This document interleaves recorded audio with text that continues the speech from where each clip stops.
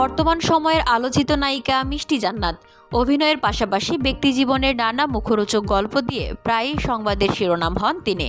সম্প্রতি এক সাক্ষাৎকারে এই অভিনেত্রী তার নতুন ছবি কথাসহ নানা বিষয়ে কথা বলেছেন। সাক্ষাৎকারে মিষ্টি জান্নাত বলেন, সালামি অনেক পেয়েছি, 1,00,000 টাকার বান্ডিল ছাড়া ঈদ সালামি নেই না। আমি নিজের টাকা খরচ করে খুব কম শপিং করেছি।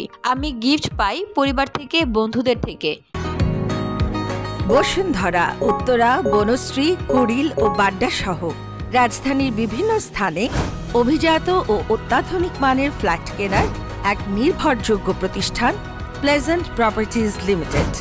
তাই আপনার স্বপ্নের আবাসনের জন্য আজই যোগাযোগ করুন। Pleasant properties limited, where destiny matches eventually.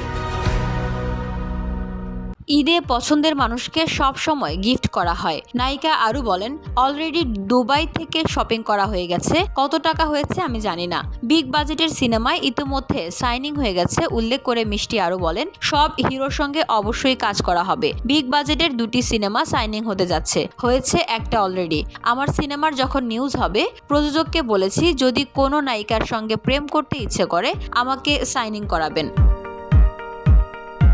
টাকার অভাবের কথা উল্লেখ করে নায়িকা আরও বলেন, ট্রাম্পেরও টাকার অভাব আছে, আমারও আছে। VOD Bangla news desk.